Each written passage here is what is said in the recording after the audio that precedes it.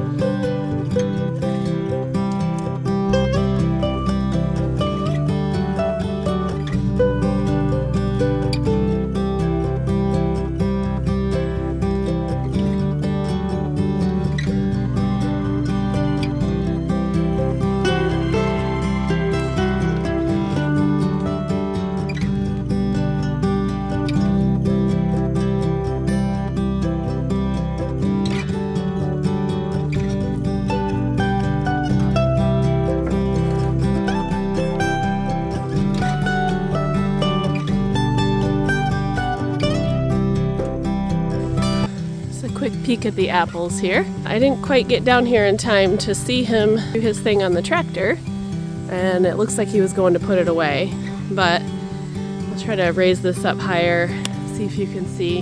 He cleared out more of this around this clump of stuff that was in the way. And then here's the garden, and usually I'm standing in there kind of showing you that end where it's super shaded. He cleared out more of this that was up against the garden, which we have to do more of that, but I think there's some metal chicken wire type. Yep, there's some right there. So I know he didn't want to get that tangled up with parts of the tractor. But he just cleared out more of this section right here so that we can get to that monster tree and cut off at least a couple of the smaller branches. And then it's this cluster of trees right here that I realized are making a bunch of shade too from the morning sunlight and the first half of the day sunlight, almost more so than that giant tree. So we got to clear out more of this, get to that tree, and then we'll see what we can do. All right, I went inside for an outfit change because those boots make perfect sense for soggy, rainy weather. However, they were making me way too warm, as they always do. And then it is like a light drizzle that's apparently going to go on until 8 p.m. and it's like not quite 5 right now. So if we want to get anything done outside, we're just going to have to work with this weather. So I took off the long sleeve shirt that I had on, put on a t-shirt and my raincoat. I'm already too hot in this, but it is what it is. So it's like 70 degrees Fahrenheit on the nose right now and wet, but it feels a whole lot warmer than that, and then I'm going to do a little bit of physical labor. So we'll see how long I last. But since I dug up those flowers, I do need to get them transplanted.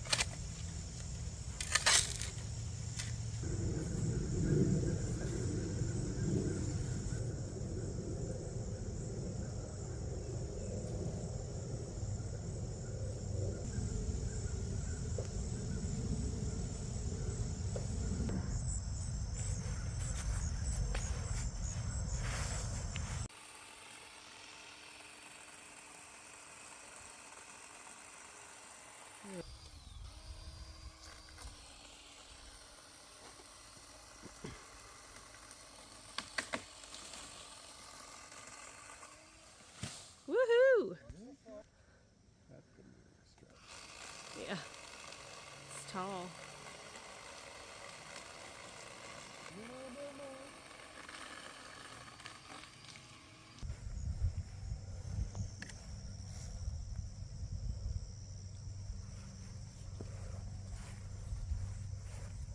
Chickens have to take advantage of a newly cleared area.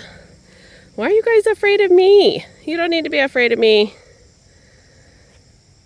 Here's where we've gotten with this project. It's looking so good. So much better than it was. I just went and grabbed more of these flowers to transplant. And then even though it's a rainy, soggy day, it's not heavy rain and it's not getting down to the roots or where this soil is. So I think I'll come over here with the garden hose and just water everything in. You should always do that when you're transplanting, but these little flowers are very hardy. Their stalks are really strong, so they stand up well on their own even though they're very tall. And I don't mind that they're different heights and some of them are up over the fence. Next year, this fence will be taller, and so the hardware cloth will go farther up and they'll just always be on the outside of this fence. And it does help them have something to rest against too. Hi guys! Hi! Hi Abigail, you coming to check the progress? Hey Turkey! Turkey girl! Don't bite them! It's nice having that trail a lot wider over there. Are you gonna bite the flowers? What do you think? What do you think? Okay, the rain held off so that I could get this little project done, and this was something I actually wanted to do at the beginning of the season. Clear out this end of the garden on the outside, put some kind of flowers because I wanted it to be something that would help pollinators, attract them to the garden, and just be an area that we didn't have to do weed maintenance right around the outside of the garden, make it look pretty, plant some flowers, just for a lot of good reasons. And I didn't get to it, and this was not the garden project that I was going to do today. These poor potato plants in here need to be rescued. Something is eating off the leaves, which is then not going to allow the potatoes to grow, so I do need to get in there and address that. But I wanted to save these flowers before they ended up getting mowed down. The camera's not exactly doing it justice, but if you see the before and now the after, I think you can at least tell it looks a ton better.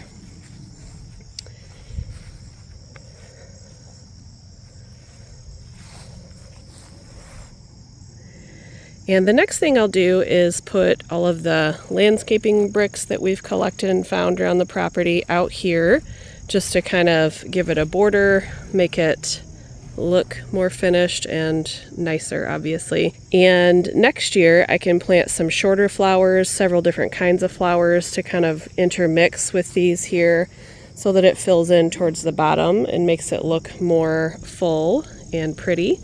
So I've got lots of options for that, as you can imagine, but I can put some other flowers of varying heights in here just to fill it in and make it look even better. But all right, well, that's today's project.